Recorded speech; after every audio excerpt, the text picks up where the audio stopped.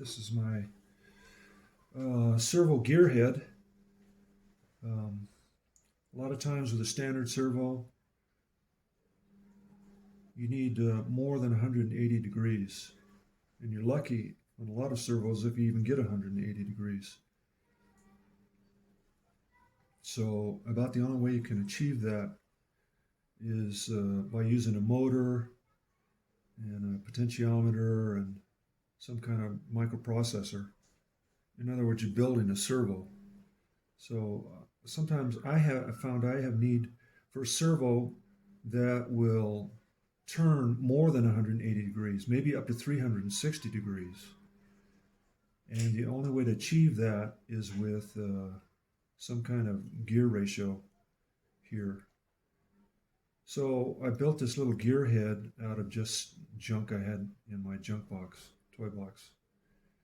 And I'll just explain what it is that I'm doing.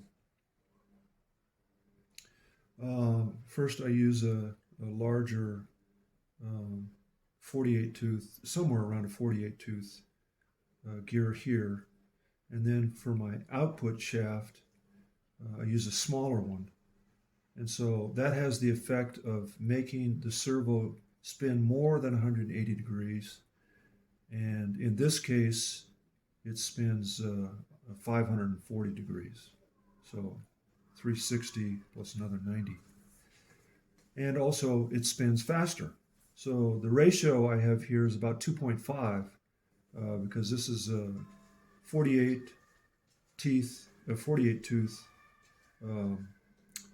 gear, and then this one's about 17. So somewhere in there it comes out to about 2.5, 2.8, something like that. And so it's going to spin 2.5 times faster than the servo speed itself.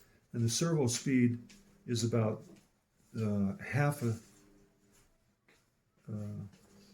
second for 180 degrees. And so this is going to spin 540 degrees in a half a second.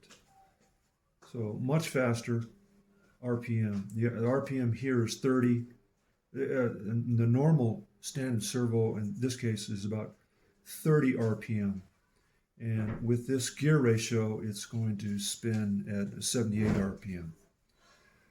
And I use a 17 tooth plastic gear here.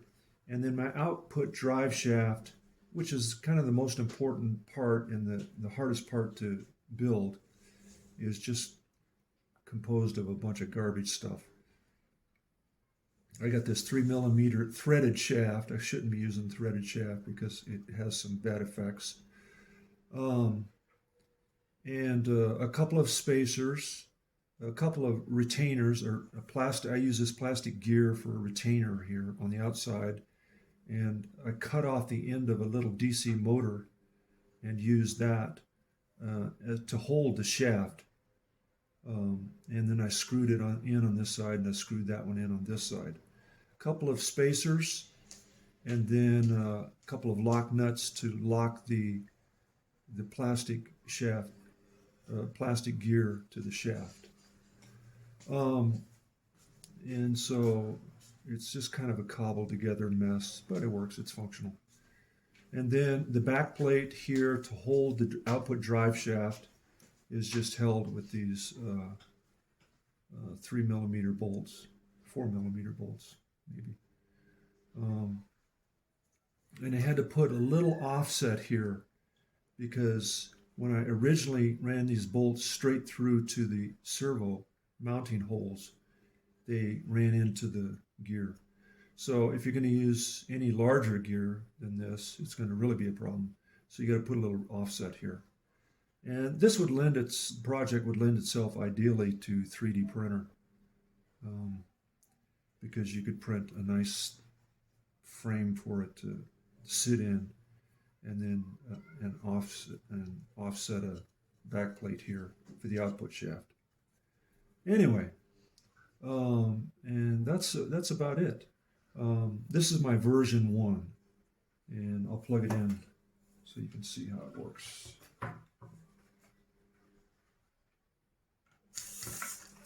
It's running off Arduino Uno.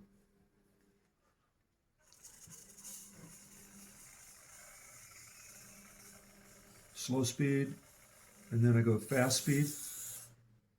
And you can see it does a complete 360 plus another 90.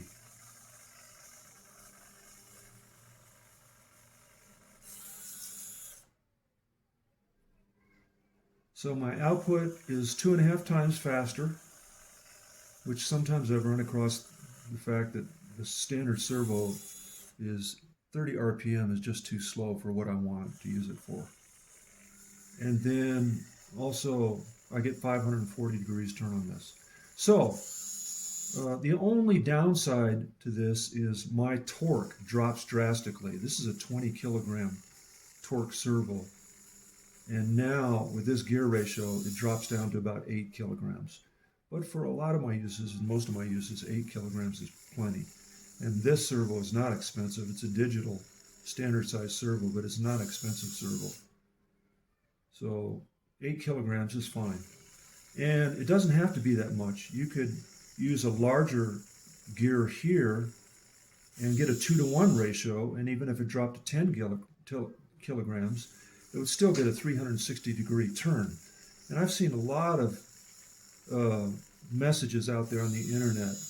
How can I increase my servo greater than 180 degrees? Well, this is about the only way you can do it. So the only thing you sacrifice is torque. And maybe you only need 270 degrees. Then you can use even a larger number of teeth on the output shaft, and you won't lose quite so much kilogram torque. And that's about it. In my version 2, I'm going to order a couple of gears, maybe metal gears, doesn't matter. But the output shaft is going to be 5 millimeters. And also the gear will be able to, I'll be able to torque the gear down to the shaft so that it won't move at all. Right now, the disadvantage with this small shaft is even if it's got 7 kilograms of torque, there's no way that this will take it without slipping. So I need a larger output shaft. So that's going to be my version 2.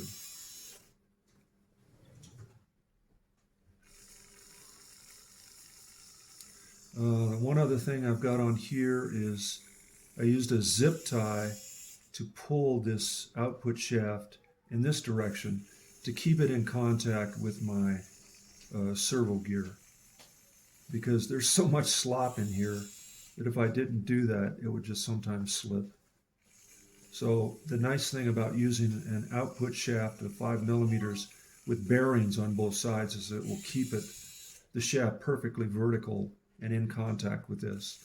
But this is not a problem. You just barely cinch this up and it works as a way to take up the slack to keep the output shaft in contact, gear in contact with the servo gear. So it's a pretty simple concept. And I've seen a lot of people talk about and mention this as a solution, but I've never actually seen anybody build one. And I think this, again, that this would be a great project for somebody with some 3D skills, 3D printer skills, which I do not have.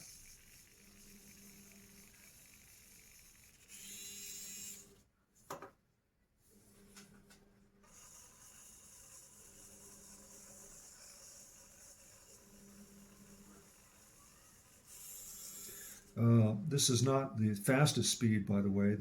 I've limited down to out of 255 for the total fast speed of the servo. I've limited it to about